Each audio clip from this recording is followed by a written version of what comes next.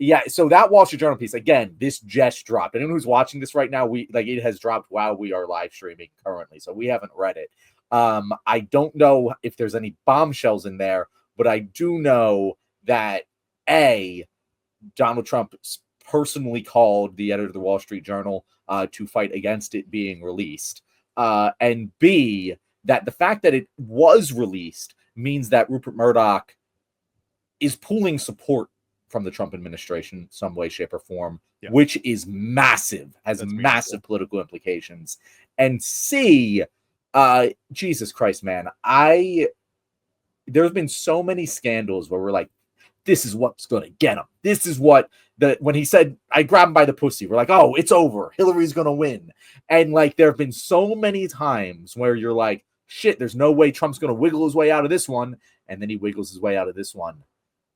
I don't know. Again, I don't want to be Charlie Brown kicking the football here, but like, this feels different. This feels like something that he's not going to be able to wiggle his way out of. I don't know what the end result of that is. We are in completely uncharted territory here, but do you agree with me that this scandal, it's different than the other ones? Yes. I agree that it's different. I think that that's undeniable. I think that the reaction already is undeniably different. I think the fact that Elon Musk broke up with him, not exactly related to the Epstein thing, but then turned around and was like, he's in the Epstein files. I think the most notable thing about all of this, and real quick, just like my quick skim of that article, I didn't see anything that was like, here's the smoking gun, but it's basically just like a big detailed thing about like their relationship. I think it's meaningful that if he had to call them to tell them not to post it and they posted it anyway, that's meaningful. The reason this is different is Pizzagate. This is all still Pizzagate. I was literally just talking about this earlier on my stream, actually. Pizzagate all the way down. It's literally all still Pizzagate. It's the same thing. So the entirety of like the core of MAGA has been about a giant sprawling conspiracy that culminates with a day in which Trump outs a shadowy cabal of pedophiles that literally, this is not an exaggeration, this is the literal thing they believe, a shadow cabal of pedophilic Democrats who feed on babies to get superpowers. And I know the words I just said sound absurd, but that is genuinely what the core of that base believes. And so the Epstein files are the most tangible thing that they've had in this conspiracy theory towards that payoff that they've been waiting for. Reminder, this has been a 10-year journey for these people, right? They've been behind Trump doing all this shit with the Pizzagate stuff, and then with like backing him during January 6th and saying, like, trying to play that down. They have been shrugging off so many massive red flags because they've been laser focused on him delivering the thing that they've been waiting for. So everything else that he's wiggled out of has been because it wasn't that big of a deal. It wasn't that important to them. They did not care. Prices not going down, they never cared about that, right? They're going after people who are not the worst criminals. They never cared about that. And we know that. There might be a few people, but the MAGA base did not care. And I want to be really, really clear. Them turning on Trump does not mean that they are turning on their political ways, right? The right turning on Trump does not mean that the right is getting less right. It means that Trump is no longer serving the role that they wanted him to serve, which is essentially God King, right? Essentially Messiah. The messiahship of Trump was to be solidified with the reveal of the Epstein documents. He didn't make that clear. He didn't say that was going to be the case, but that is what was put onto him and what he benefited from. He was directly benefiting from the belief of the MAGA base that he was going to enact the storm, which was the clearing out of the shadowy cabal of pedophiles from the government, draining the swamp, right? All of it goes back to that. That's what Drain the Swamp is. That's what Pizzagate was all about, and that's what the Epstein Files are all about. It's all the same through line. So he's been promising in one way or another, or benefiting from the implicit promise that he was going to deliver on this thing, and he has then turned around and said, "You're dumb for believing that," or like, "This isn't a big deal." And he can tell them prices aren't a big deal. He can tell them who we're deporting is not a big deal because we're deporting people. He cannot tell them the centerpiece of the entirety of your belief system around your participation in this cult doesn't matter. Because that's the functional equivalent of a liberal walking up to a Trump supporter and being like, "But he said grab him by the pussy." And they're like, "I don't care." Right? But he comes up to them and says, "Epstein documents don't matter." And they're like, "Yes, they do." Mm-hmm. It's the same energy, that is why I think it's different. Is he going to be able to wiggle out of it? I don't think it matters. The man's president, and also as of today, it came out that he's been diagnosed with whatever condition. All those things, those pictures that have been going around of like his hand being caked in makeup to probably cover up bruises that are probably from an IV. That's all been confirmed by the White House today. He's been diagnosed with some vein thing. Vein thing, yeah. That's vein. It's got vein in the name somewhere. Intravenous something or other, yeah. Essentially, the man. We're not doctors. No blood. People. He doesn't have a blood, and because when you don't have a blood, you die. So the man's dying, and is president. I don't know how much more he has to wiggle out of. Like, what wiggle out of it into what? He loses his support from his base. That doesn't change the mechanisms in play. It's not going to change the Supreme Court's decisions. It's not going to change what the Republicans in Congress are doing. Half of them are freaking saying, "Well, I'll quit then." Like, if you're gonna make this too difficult for me, I'll just not seek re-election and go get a book deal. Mm-hmm. So I just don't know what at this point. I don't know what it matters if he can't wiggle out of it, if he loses his base, because he's gotten everything he can get from it already. So he wanted to not go to jail, and now he's just going to die in office, There's a couple of levels to this, and I think they're all worth talking about. Mm-hmm. One, something you said there of I'll start with this. First, I completely agree. The reason that this one is different is because his base truly believes this. They need it. It's, and again, I don't want to paint everyone in the MAGA base with the Pizzagate brush. There's many factions involved here in this coalition, and not all of them believe that, say, specifically there is a giant mass conspiracy of Democrats trying to eat children's blood, right? But they all believe the Epstein shit. Like, every single MAGA voter believes that Epstein was killed by the deep state, someone, what have you, in order to prevent him from testifying against powers that be. And honestly, I agree with them. I of all of the conspiracy theories in the world, we talk about this on the show all the time. Like, the easiest way to say, hey, does this conspiracy theory hold water? Because again, some of them do. Mm-hmm. Conspiracy theories have been proven true in the past. Yeah. And the way that I usually look at it is like just Occam's razor. Is the ostensive explanation for what's happening more likely than the conspiracy theory? And in most cases, it is. There's usually a reasonable explanation that addresses all of the conspiracy questions. It's the boring explanation. A boring one, for sure. In this case, there is not. Like, in this case, the official stance of the U.S. government is, yeah, Jeffrey Epstein was a pedophile and was flying people out to his island, where there are many documented cases, thousands of videos of people having sex with children.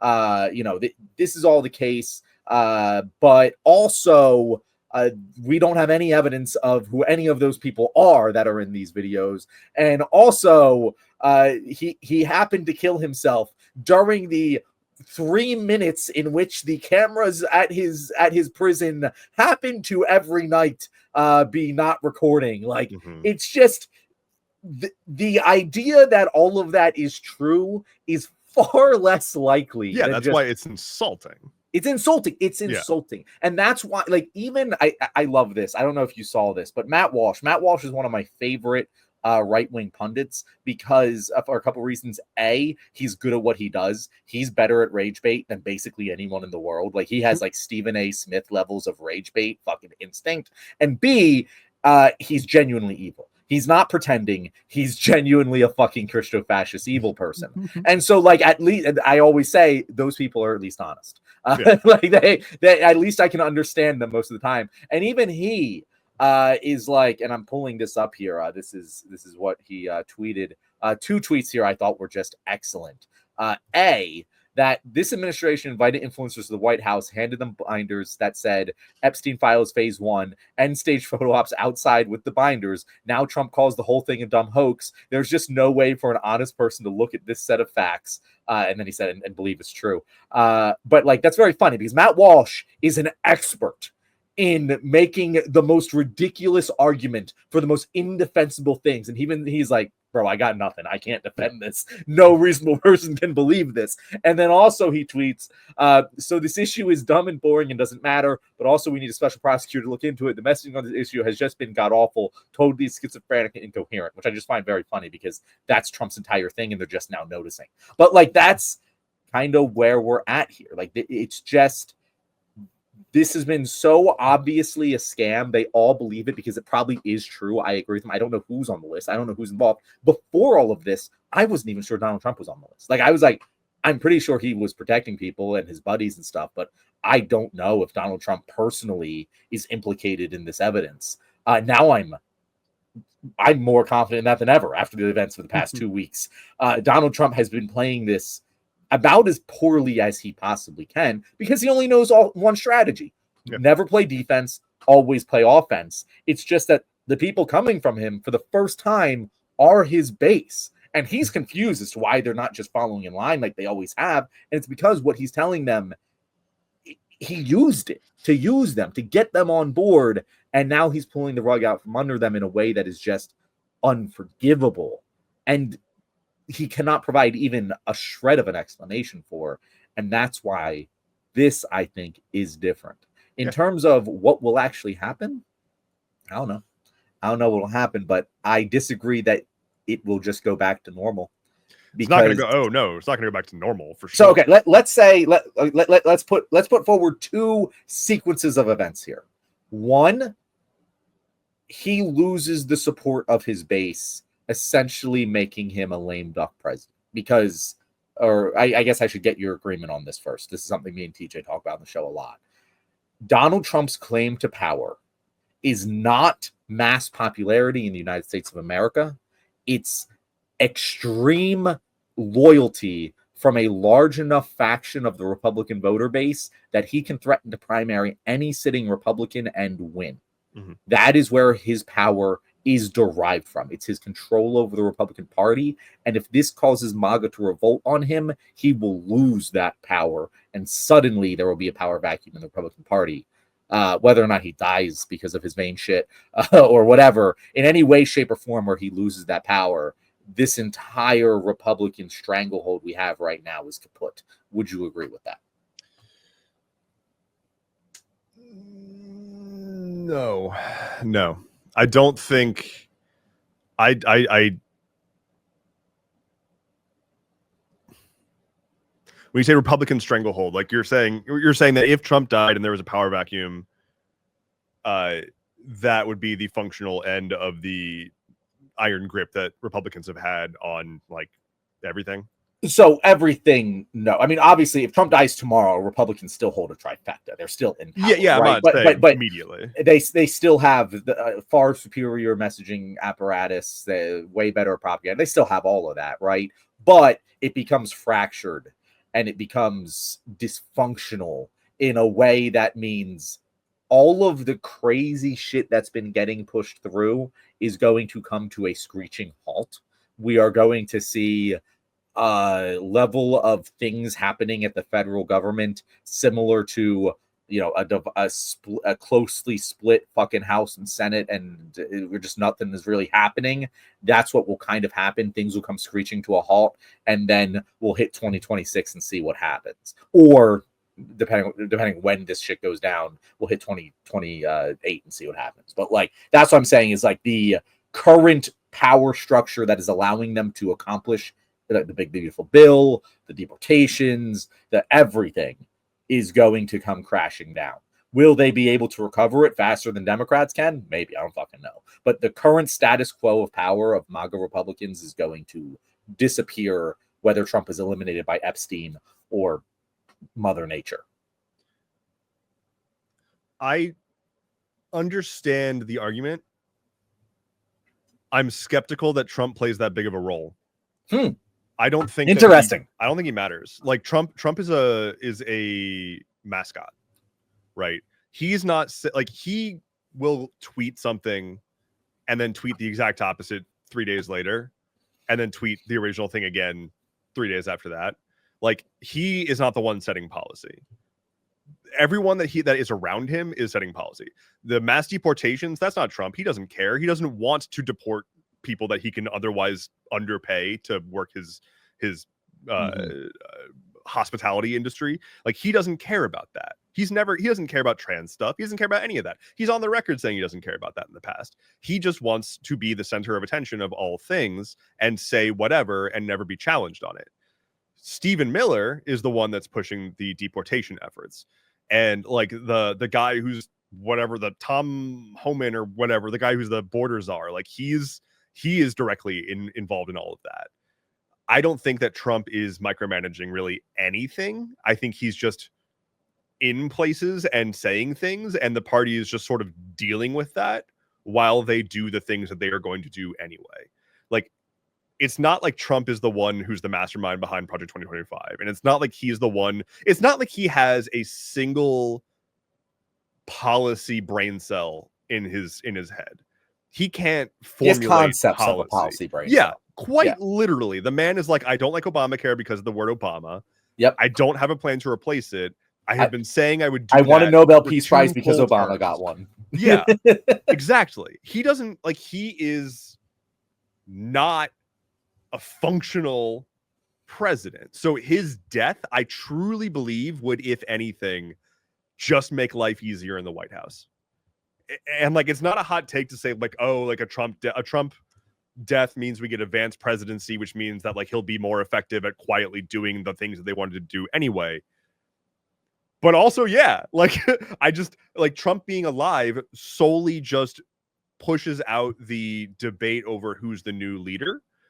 And I truly don't know who that's going to be, because nobody in the Republican Party has charisma outside of Trump.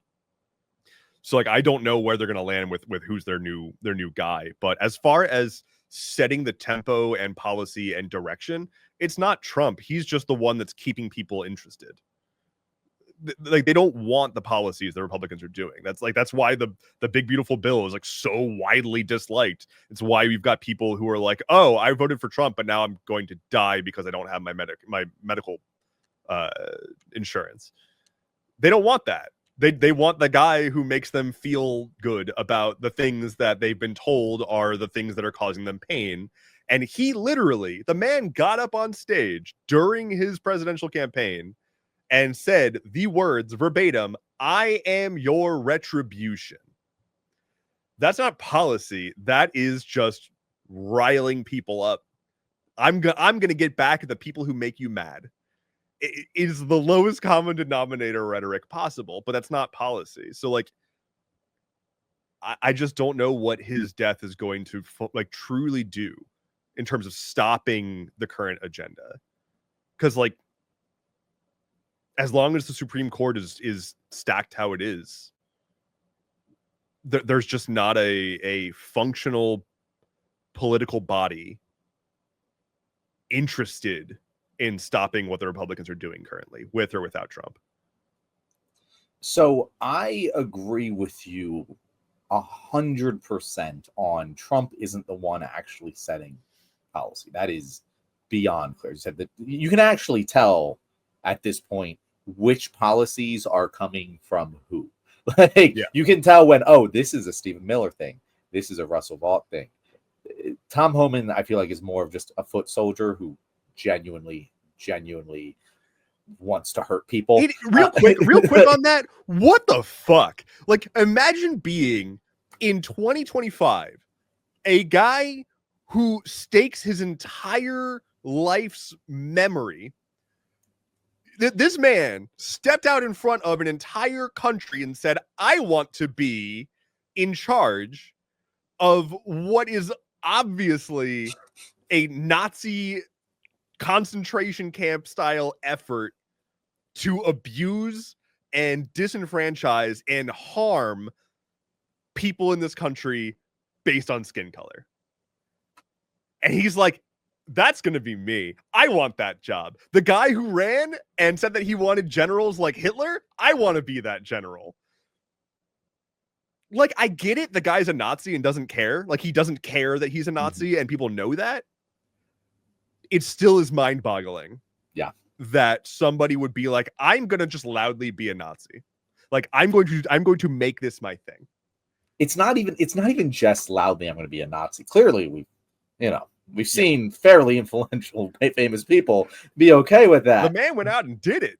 The thing that Tom Homan particularly that like just gets me, just every fiber of his being is evil. It is clear. He walks, talks, and looks like a comic book villain. He looks like someone that Batman or Spider-Man go out in the streets and beat up. Like that is what he seems like, just in his essence. In the same way that Stephen Miller is just very oddly reminiscent of Joseph Goebbels. Like it's just like, it's very just icky. Tom Homan is just, he looks like he's like the fucking Penguin. He's just a mean bully. He is the guy for people who watch A Few Good Men and they're like, yo, that Jack Nicholson guy, he's the hero of this story. Like that, and it's just shocking to me that other people don't see that. I'm just like, extremely, it's extremely lucky for him that he has such a small penis, because when he's constantly walking around in all these ICE raids and he's just full on hard at the sight of these brown people being harmed, he doesn't have to worry about embarrassing pictures from the media. And that's just, you gotta thank the little things. You gotta look out for what's good in life. Oh God. Anyway, back to the point that I was making before I went on the top, which by the way, we don't talk enough about. Tom Homan does not get talked about enough for how much, like, we should do a ranking one of these days. Abject evil. We'll bring you back on, because we do like a lot of like rankings. It's something that we introduced in the show.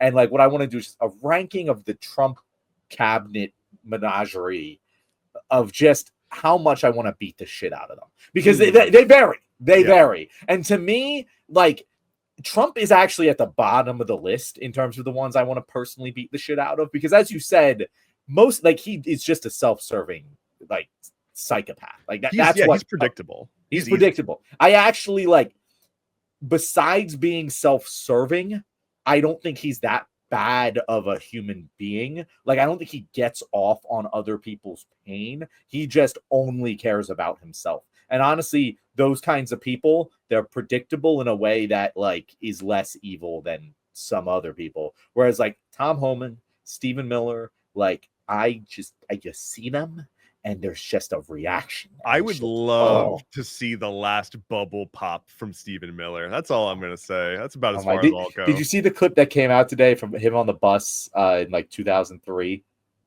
No, did he get stabbed? That would be nice. Oh, that would be nice. I'll see if I can find this the next time you're talking. But he basically endorses torture. That makes sense. But yeah. So anyway, the point I was making with all of this is that the people around Trump are the ones setting these policies. I agree with that, but I don't think that they would be able to without Trump. I think that once you lose Trump, once you lose the personality behind the cult of personality, you lose all of the power that comes with it. And my reasoning for this, my evidence for this argument is that if I think we both agree Russell Vought is kind of the mastermind here. Like, as much as like Tom Homan and Stephen Miller are particular kinds of evil, I don't think either of them are particularly like smart. Or like clever puppeteers behind the scenes. They are much more just mouthpieces for evil. Whereas Russell Vought was clearly behind. He's been in that same position in the Trump administration, quietly in the background. He doesn't get in front of cameras. He doesn't talk. He just quietly accomplishes his goals and does it pretty darn well while managing this fucking circus around him. And he has never made a move against Trump. He's never tried to attach himself to anyone else. If he was capable of accomplishing shit without the circus, he would have done that. He is very intelligent. He's very smart. He knows how to get shit done. And if he could have done it without these idiots around him, he would have. In fact, I think he tried and Trump won. And surrounding with competent, generally aligned people didn't fucking work. He realized he needed complete loyalty to the cult of personality in order to get these large-scale sweeping changes done. And that's what we're seeing right now. So I would argue that without Trump, again, a power vacuum could be filled by something worse. So that's a possibility. But I think that in terms of, hey, how do we stop this shit from happening? Cooing Trump in one way, shape, or form, and preferentially doing it by also exposing the Epstein cabal would be crazy. And here's the other thing. If like it all comes out, if we get like a deep throat level, they got the fucking files and it goes all public, a lot of heads are going to be rolling. That's the huge thing where it's like, shit, we're not talking about a power vacuum on the Republicans. We're talking about the largest global power vacuum that's ever existed, because it's not even just America. Like that's going to be massive. Like I can't even tell you what happens there, but at that point, the entire world changes overnight. Yeah, we just saw that with Diddy and them like doing everything they could to limit the fallout. Yep. Of other names. If there was a full-on leak of the entire thing and it was like somehow verifiable, we're not talking about like Trump being on the list, blah blah blah. Like I've always thought that he was on the list. Like I don't see why he wouldn't be. The dude's been a creep his entire life. But it's not even just that, and it's not even just the Trump admin, and it's not even just Republicans. It's definitely Democrats. It's absolutely a lot of your favorites. You being general, Stephen Hawking is pictured in the Epstein Island. Like it's really, I didn't actually know that one. Yeah, it's everyone. I didn't know Epstein Island was ADA accessible. Wildly wide reaching, and so it's like it's going to be. You know, you've got princes from the UK. You've got politicians from everywhere. It's gonna be. You've got businessmen from all sorts of sectors. The argument, like the conspiracy that Epstein was an Israeli agent, like an Israeli asset to get dirt on all these people. Like, I'm not gonna say whether or not that's accurate because I don't really have any evidence one way or another. But it makes sense at that scale. Like, it might not be Israel. It could be anyone. But, like, if you wanted to have, like, dirt on everyone in the world, you would find a guy who can just generate that dirt for all of them. And that's exactly what happened. Then when he wasn't useful, he was gone. Right? So I can't imagine everyone that's on that list. We would see, like, Hollywood would crumble. We would see like the political, assuming that action was taken. First of all, it could very well be that this releases and no one does anything. Absolutely. Okay. By no one does anything. I could be agree. Like there's no prosecution or whatever. Yes, because there's not enough evidence. But like socially speaking, yes, everyone on that list is persona non grata. Like it would be. I don't think it honestly could be so overwhelming that people just can't handle it. Like I'm not trying to be. I know I've been like doing a lot of tempering here, but I can honestly see a reality where it is such an overwhelmingly large number of people that it's like there's just no way to comprehend this. Like it genuinely could upturn the entirety of human civilization as we know it if we actually took action against everybody that was on the list. And that level of change is very unpredictable. the more, and that's one of the reasons why like Trump is taking the wrong turn here strategically, is like the more he wriggles against it, the more our imaginations are just set aflame. Yeah. Because again, I don't know what evidence there is that he could be telling the truth. That's maybe the most wild thing of all, is that I believe that it's very possible that there is not much actual evidence. I wouldn't believe that like Epstein actually killed himself during those three. Like again, I do think there was foul play involved there. Like deep down, I'm not going to stop believing that until proven otherwise. But I could believe that the government doesn't actually have all that much data or evidence against him. That would, do what you're saying, upend the global order. Like maybe it's just a couple names that are like, severely implicated in these and the rest doesn't. And Donald Trump is telling the truth of like, hey, there's really not much here, guys. But like, damn, it's past the point at this point where that would even be believed anymore. Like even if it was all released, a large majority of people would still be like, I don't believe it.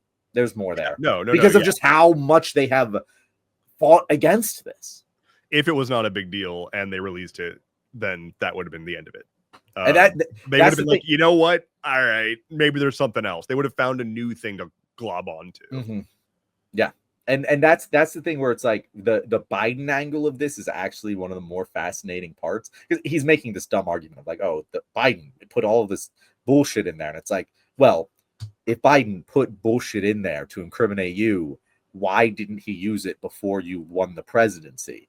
But the flip side of that is, well, if there is damning information in there, why didn't Biden use it before Trump won the presidency? And that is maybe what like lights my imagination aflame more than anything else. I mean, Bill Clinton is a big one.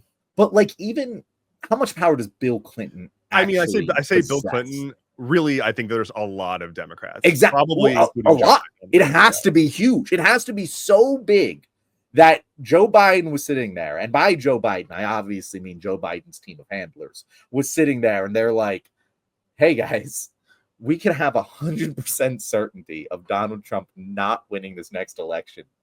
And they looked at the other side of that coin and went, we prefer Donald Trump as president. Yeah. And that's wild. Yeah. All right. Yeah. Well, I mean, I think it's just quite literally all of them, like just both sides. But I also think that there's I think the most likely explanation for their constantly changing story is they did have it. They did intend to release something. And then if again, like if he was an asset and a foreign entity got involved and was like, in part of releasing this, you are going to uncover other foreign assets or other persons of interest that we have stationed in places.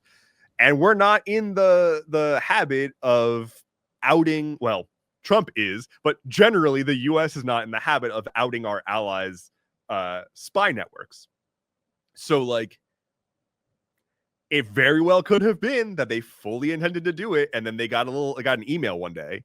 They got a little Facebook message, and they were like, it said from your boy Netty Boy 123 said, "Hey, please don't do that." And they were like, "Oh damn, I guess we can't do that." You do have to wonder who scared it. So that seems like a very likely explanation. Don't get me wrong. The explanation that I want to believe in my heart is that Donald Trump has always been very heavily implicated in the files, but during term one, he just didn't give a flying fuck to even look at them.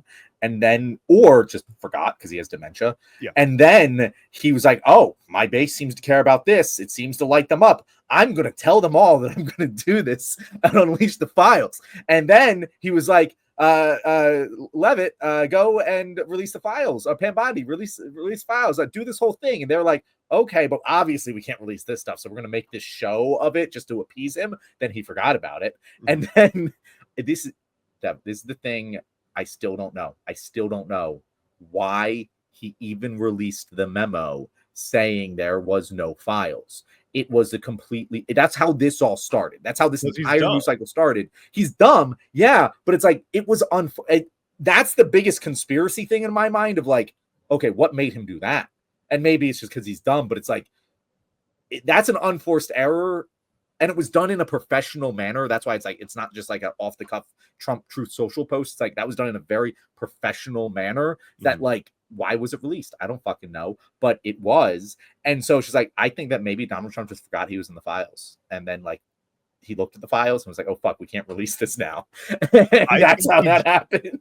I think he genuinely, and maybe it's dementia, maybe it's something else, I think that the man has spent so much time steeping himself in his own set of lies that he genuinely doesn't remember things like if he's in the files or what the files even are at that moment, with that matter. But I think that he's just so used to lying his way out of everything and doesn't think about the downstream effects of the lies, because almost every single time he says a blatant, obvious, easily disprovable lie and 0 people challenge him on it. And then everyone who has half a brain is like, why isn't anyone challenging him on it? And then we move on. And he just has, I cannot think of a single time that he was pressed on something. Even when he was pressed on the healthcare thing, and he said, I have concepts of a plan. And that was it. It worked. But that's the thing. His base doesn't care about healthcare, man. They care about this shit. And that's why it's not going away. Yeah. Just wanted to point out a couple comments here before we move on to our next topic. Or Monic, did someone else force the error? And by the way, thank you very much for the super sticker donation. That to me, like, if I were to say, did someone else force it? I feel like Elon could be part of that. Like, Elon taking that tweet and saying, by the way, Trump is in the Epstein files, you could argue that it started there. Sparked all of it. It sparked all, because that falling out when it happened, and we said this, like, when Elon first entangled himself with Trump, this only ends badly. Like, those two egos cannot coexist in a symbiotic relationship. They will destroy each other. And that was, we said it when Donald Trump was elected, our greatest chance of success is the kaijus fighting. Trump and various billionaires eating each other alive. And that is what I think is probably the most likely explanation, is that Elon was threatening something. There was some sort of fight going on, and Elon was threatening something, and Trump was like, we're just going to release that there is no files. And he thought that, they'll just all go along with this like they always do. And he miscalculated on that in the largest possible way. Again, this is speculation. There's no evidence here, but it seems to me to be the most likely explanation for something that is otherwise unexplainable. I very much agree with the commenter that it very well could have been somebody else that forced the error. But I still think it was a misstep. I don't think it was an intentional move. I'm not sure if that was the implication or not. I still think it was a misstep. But Musk has a history of going off the rails and then being checked by another billionaire. Yeah. There was that time where he was going off the rails against Apple, and like Tim Cook was like, I gotta sit the kid down and spank him. And that's precisely what happened. Like, he was bitching and moaning about Apple, and then he met with Tim Cook, and then the next day he was like, everything's fine with Apple. Apple's fine. And it's like, what the hell did Tim Cook? Tim Cook just sat him down and smacked him. Just like, whoa. So yeah, like, Musk is impulsive, and he is a big risk to the order that the billionaires have established, to their reputation, to everything. And so when he came out and was like, Trump's in the Epstein files, because he was big mad at that time, I don't think he was lying. I think that that was like one of the few times that Musk was telling the truth, because he was mad and because he can't control himself and his emotions. So I think what probably happened was someone in the chain, be it someone who wanted to try to like just put all of it to rest from the DOJ, or maybe Trump was really adamant, because in the past he has been like, if he gets hyper fixated on something, he can still make that happen, even though he's largely impotent. It very well could have just been we are now on the back foot. We have to put something out, and we can't put out the files. Yeah. So we're just going to say there aren't files. And I genuinely think, again, I think he's just so used to lying. I think the entire administration is so used to not being challenged on the lies that they just did fuck up that calculation. I think it's as simple as that. I think that's the most likely explanation. I think, again, I'm excited to see how this plays out, Dev. Like, I cannot wait. This has brought me joy in times of distress, just watching this happen, because it's the first time I think we're actually seeing Trump really fucking sweat, and it's wonderful to watch. But let's move on to our. Oh, go ahead. I was gonna say he's sweating. I don't know that this is the end for him. I think he's sweating. I think his base is pissed. I think as long as he can find something else to give them, like, I'm curious to see in like 3 weeks, you know, the like when we're past the 2-week cycle that he likes to operate on. We're still in that cycle. Once we get past that, I think we'll have more clarity about how the actual situation plays out. All right. Well, thank you guys for watching. This is the end of The Left Wing. If you're watching this live on our 6:30 to 8:30 p.m. live stream on Thursdays, thank you for being here. If you're watching this in the YouTube video format, make sure to subscribe to know when the next one comes out, and come here and join us on Thursdays or Tuesdays for our Q&A show. If you've enjoyed our guest today, Endeavorance, can you tell our audience where they can find you? You can find me in places. Endeavorance.camp is my homepage. I've got everything there. I am on Blue Sky, YouTube, TikTok, Instagram, platforms, etc. If there's a social platform, I'm probably there. Just search Endeavorance, you'll find me. All right. Well, thank you so much for coming on the show. You've been excellent. We definitely need to have you on when we have TJ here as well, because I think the three of us would have excellent chemistry together. But anyway, thank you guys for watching. Hopefully next time I see you, the Epstein Files will be released. The world will be in chaos, and Donald Trump will have a very sad day. Probably not going to happen, but until then, I'll see you later.